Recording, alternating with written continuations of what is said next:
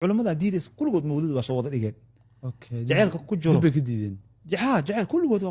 ayaaba sheegay mawlidka waa yaqaanaan burday aqrinayaan barsanjiga aqrinayaan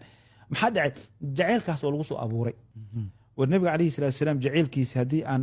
awoodin inaan maalin kasta aan u dhigi karin ilmeen ileen min baab tacliim waa waxaan Soomaa wax dadaal waxa la rabaa ilmahayga inaan baro ana aabahay soo baray jaceylka mawlida la dhigi jiray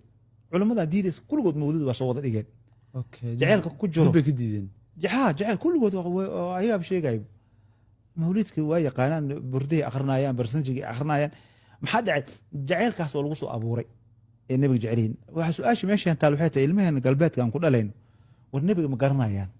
jaceylkiisana ma garanayaan waa ina marka anaga aan wax jecelisan hadda waxa la isku jeceliisiyaa nashiido iyo qasiido iyo waxyaabaha hadda Michael Jackson ku jeclaan maxay ku jeclaan heesiisa ku jeclaan Soomaa marka in la digriyo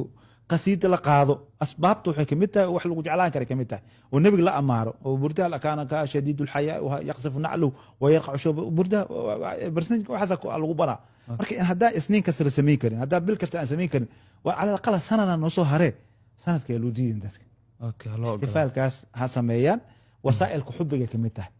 hadaa diidantiin dhaysin maxaa sanad loo sameeynaa ma isniin kasta la sameeyaa dhaysin wax fiican sheegaysan laakiin inaad dhahdaan ولذلك مرة قاركود حاسلها أنا عن شكل إيجي جرا دت كان هذا وحنكون يقول حركات واحد جديدة ودت كسياسيين سياسة هالكاس كجرتو دنا اللي قال لي دت كان كرسي إيمان آية إله القرآن يقول له إن الملوك إذا دخلوا قرية أفسدوها وجعلوا أعزة أهلها أذلة إن مركور إنه مال قبضه دت وفي عن ودل كدجا دت إكراميان ودل كدجا حتى دت كان علماء عينايو